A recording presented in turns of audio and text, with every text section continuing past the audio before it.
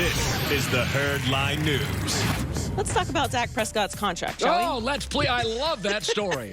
It never gets old. Well, and it never ends. The window to begin applying the franchise or transition tag to NFL players opens today. Yes, for March 9th. You got about a week, right? Yes. So last year, the Cowboys failed to sign Dak Prescott to a multi-year contract. They're reportedly optimistic that they'll have a different outcome this time around. They are looking to work out a long-term deal before the March 9th deadline to apply the tag.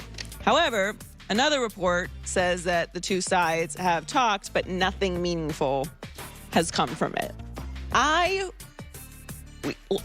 There's a certain things I need to find out in sports. Like, I need to find out all of the inner workings of the Patriots dynasty. Oh, it's fun. And, how all that unfolded. I love it.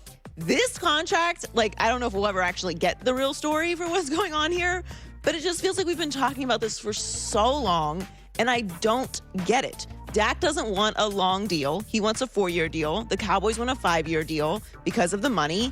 What are you doing? You don't talk about playing chicken. They're going to pay Dak $37.7 million on the tag this year, and then he's going to hit the open market next year? You know what Dak's going to do on the open market? Whatever he wants. Dak is a winner.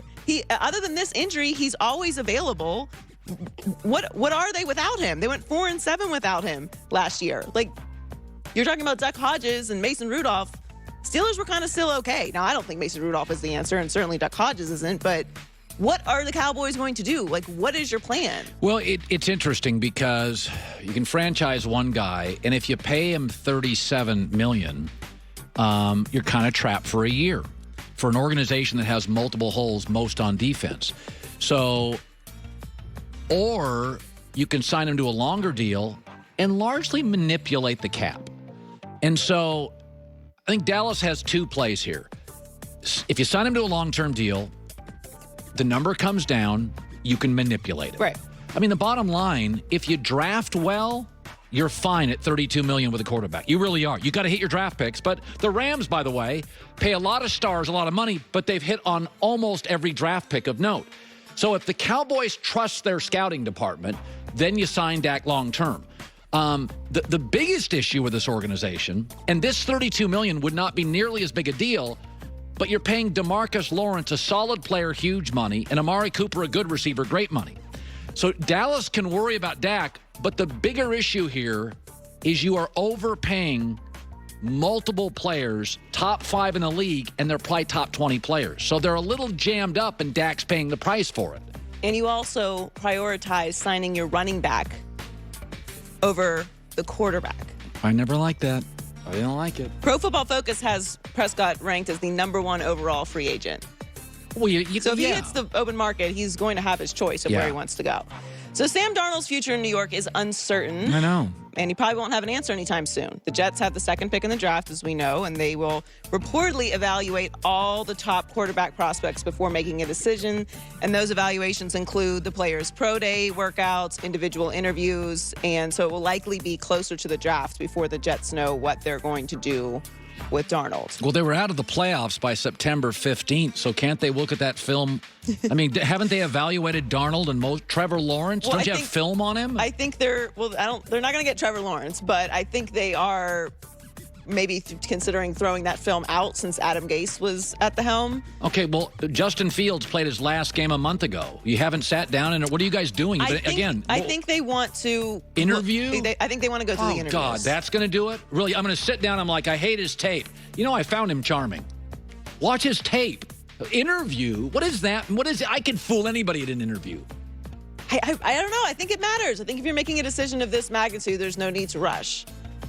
Maybe you stick with Sam Darnold, and maybe it's time to move on. Johnny Manziel was great in his interview. That doesn't mean anything to me. Was he? I think they just wanted to go with Johnny Come Manziel. on, Jets. You have Darnold tape, Fields tape. What? I mean, I don't understand this. What game are you playing I here? think they're taking their time to evaluate the situation before they go into the draft, and maybe they're waiting for other offers. Is BYU playing games from now until April? Is Ohio State got some more? I don't know. They need more research. They need to see what their work ethic is, and what their personality is. Make 4 their calls. leaders in the locker room.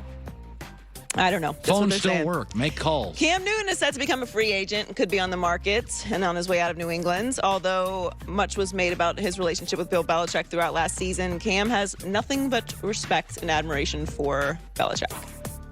I think Bill Belichick is the most misunderstood person in all of sports. 100%, 1,000%. He dope as shit. Yeah. He is a cool dude. He understands the game. He's like an historian of the game. Yeah. And for you to just sit down and chat with him, like, it's like, damn, like he's going back and he's got film, like literally teaching the game. It's quite an endorsement from Cam Newton there. I don't know what that interview was. I've seen 50 clips on that interview. It must have been a great podcast. Yeah, it's the I Am Athlete, Brandon Marshall podcast. I got a lot of play. That's like the 15th story we've done on that There were podcast. a lot of great. It's Brandon Marshall, Ocho Cinco. Yeah, it's a good interview actually, but that's a great endorsement for Bill Belichick, who's taken a lot of L's over the past year. Yeah, He's not generally described as dope as bleep, but I get what he's saying. I think that Cam appreciates what Bill is as a coach, what his style is. He talked more about it and talked about like the Patriot way and what all that really means. And it's not really much different than what we've heard from everyone, but obviously this experience this year was very unique from the past 20 years where you've had Tom Brady. And he's basically saying like winning is the standard. Like everything that you do there is about winning. It's not about your personality. It's not about your feelings. You know what? It's not about what you're going through. Like at the end of the day, you got to do your job. I'm probably as critical of Cam as anybody in the national media.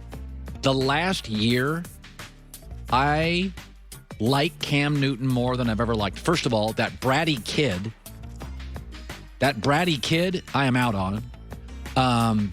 All these interview clips have been great. Certain people age better. I think Cam was immature entering the league. I think he's kind of coming to terms with his football mortality, like his football career. And I think he's starting to appreciate things that he probably had so much talent early he didn't care about. Like, just give me the ball. I mean, that's his whole life. Junior college, high school, college, give me the ball. I mean, if you watch Cam at Auburn, he literally you couldn't stop him. Yeah, he's always been the best athlete. It was literally like he looked like Thanos or whatever these games are. And so I think Cam, as he's like becoming less of a player, unlike Big Ben, Cam's putting in the work and kind of appreciates. He's seeing himself and going, I want to end this with some dignity. And I like it. I really do. I mean, sometimes it takes time to evolve and lean into different parts of the game that you haven't had to experience. Yeah. And there is no experience like the New England Patriot way. Good stuff, Joy, with the news.